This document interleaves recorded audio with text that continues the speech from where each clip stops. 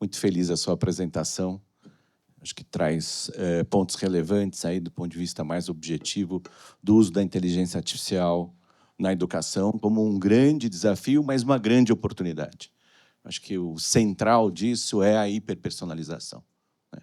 Acho que é a hiperpersonalização para a gestão da escola, da gestão escolar, gestão dos secretários, a hiperpersonalização do apoio ao professor e também da tutoria ao aluno. Essa tutoria ao aluno sempre é o mais complexo, é o mais a debater, porque a gente precisa saber diferenciar o que é hiperpersonalização do que é hiperindução.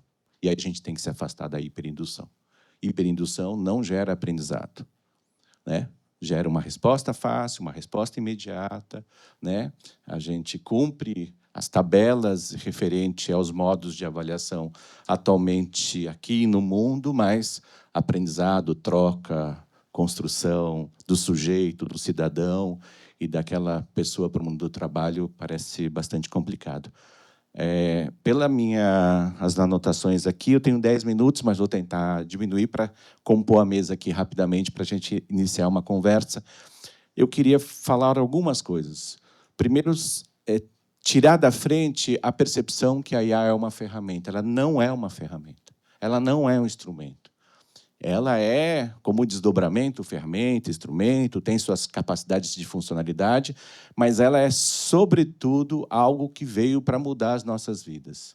O que os economistas chamam de tecnologia de propósito geral, né?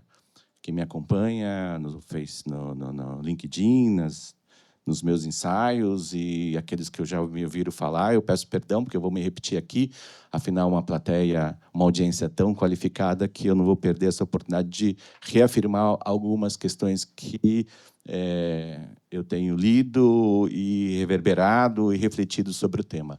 Não é uma ferramenta.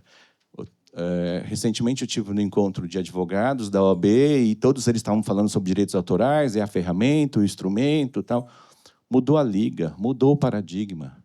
Nós não estamos falando só de mudanças epistêmicas, né, da forma que conhecemos, dos valores que carregamos. Nós estamos falando de mudanças ontológicas. E se a gente se relacionar com os direitos humanos, né, os capítulos que nos abraçam, educação, arte, cultura, uso da tecnologia, são aqueles 26 e 27, né? Na educação, o direito para as pessoas tenham acesso à educação gratuita, né? Tenham vida cidadã, sejam incluídos. No 27 fala da gente poder acessar a tecnologia, mas se beneficiar dela. O que a gente está tratando aqui, diante dessa tecnologia de propósito geral, que muda o nosso modo de vida, assim como foi a energia elétrica, a máquina a vapor, o domínio do trigo, a imprensa, nós estamos tratando aqui de um assunto ontológico, que está, para mim, ligado lá ao primeiro artigo da Declaração Universal dos Direitos Humanos. E vejo, o primeiro artigo fala de 4 coisas que, para mim, é fundamental, e nunca a gente discutiu tanto sobre isso com a inteligência artificial. Fala de consciência, fala de razão, fala de liberdade e fala de fraternidade. São temas profundamente debatidos nos tempos atuais. Nunca se debateu, afinal, ela tem consciência, não tem consciência? Ela tem racionalidade? Ou ela é só um conjunto de padrões estatísticos que geram, a partir das suas parametrizações, das suas grandes bases de dados, da sua capacidade de aprendizagem profunda, das suas redes neurais, ela gera respostas determinadas a partir dessa grande evolução tecnológica, né? Nós estamos só nos primeiros dias da primavera da inteligência artificial, né? Começou lá em 50, com o Turing, quando fala, olha, quando a máquina enganar o homem, ela será mais inteligente do que o homem, e a gente vê várias situações disso acontecendo. Ele não introduz o nome da inteligência artificial, só se fala em 56, num grande congresso, sobre isso. O fato é que, se a gente não considerar a IA como uma tecnologia de propósito geral e como uma mudança ontológica, portanto, no nosso modo de vida, na construção da nossa cultura, na forma que a gente constitui a nossa memória social, na forma que a gente gera conhecimento e difunde o conhecimento, nós vamos estar completamente superados. E é esse o papel da escola, é esse o papel do educador, é esse o papel de quem formula, né? Eu tenho, naturalmente, né, acho que a China é o grande referencial hoje nesse debate, nessa conversa. A gente, né, Paulo, Gabriel, fomos para a China em novembro passado. Né? Eles têm uma coisa que a gente não tem, que é a disciplina. Né? Claro que a gente tem que avançar na disciplina. E é por meio da disciplina que eles estão sendo determinantes no processo de revolução da inteligência artificial. Mas a gente tem uma coisa que eles não têm, que é pluralidade, que é diversidade. E a IA pode apostar, sim, na diversidade e na pluralidade. E esse tem que ser uma intencionalidade no nosso uso quando a gente está diante dessa tecnologia de propósito geral. Por quê? Ela tende a homogeneizar. E isso é um dado positivo para quem tem disciplina. E, nesse sentido, o Brasil tem um papel de garantir a pluralidade no uso da inteligência artificial. E aqui já é um espaço poderoso de conversa de nós com a escola, de nós com o professor, de nós com essa reinvenção do reencantamento desse espaço de juntar pessoas. Né? E aqui eu trago um outro tema, que é a nossa capacidade de viver a vida real. Né? Nada mais poderoso do que o encontro entre pessoas. Se tem uma coisa que ela nunca vai nos superar, né? Nós estamos falando de uma inteligência artificial que está nos primeiros dias aí de primavera, não tenho dúvida que ela vai chegar à superinteligência. Para mim, não com essa modelagem, né? Com essa modelagem de LLM, para vocês terem uma ideia, há um estudo feito pela Agência Internacional de Energia, se o modelo permanecer como é hoje, em 2030 a inteligência artificial vai consumir a mesma quantidade de energia do que o Japão consome. Né? E todo o desafio de produzir conhecimento e todo o desafio de avançar no mundo sempre foi o desafio do domínio da energia.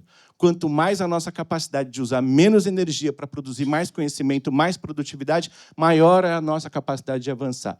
E ela, nesse sentido, esgota os processos da forma que está dada hoje. Por isso que eu acho que o Igor vai estar aqui, pode falar muito melhor do que eu sobre isso, infinitamente melhor.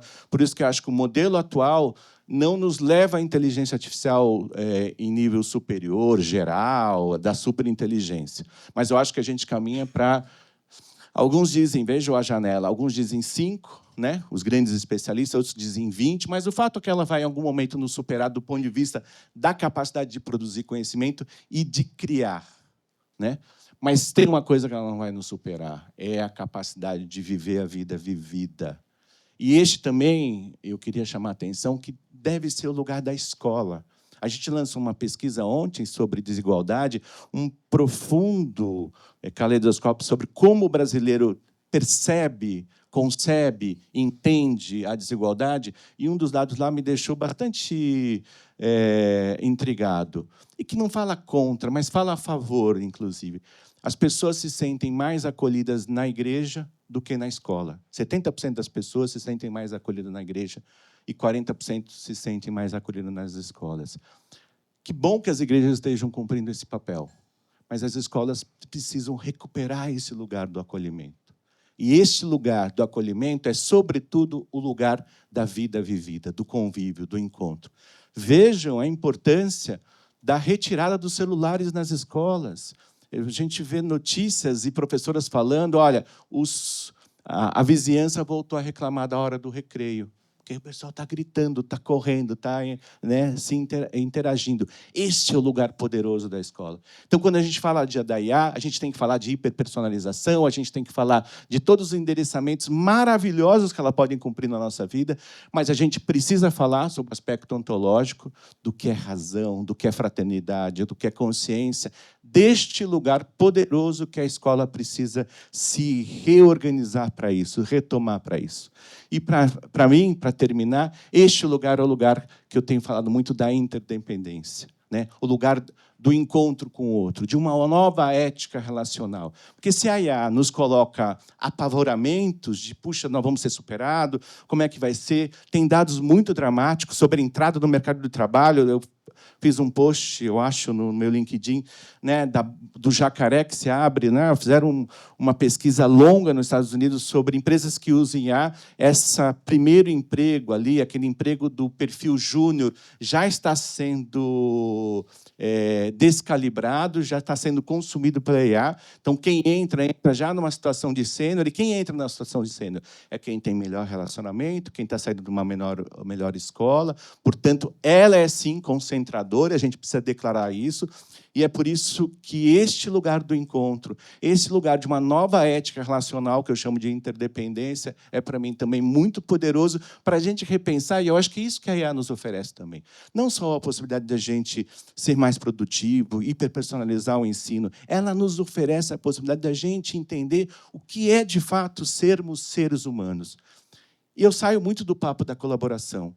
O rapaz que está ali filmando, ele está colaborando conosco. Ele tem uma relação de prestação de serviço, firmou-se o contrato e está fazendo um ótimo trabalho. Mas colaboração não dá conta do que a gente precisa para os tempos atuais, para esse tempo de mudança ontológica. Hannah Arendt fala que, em tempos de mudança ontológica, a gente precisa rever os nossos conceitos, recriar outros, mas, sobretudo, rever os nossos conceitos.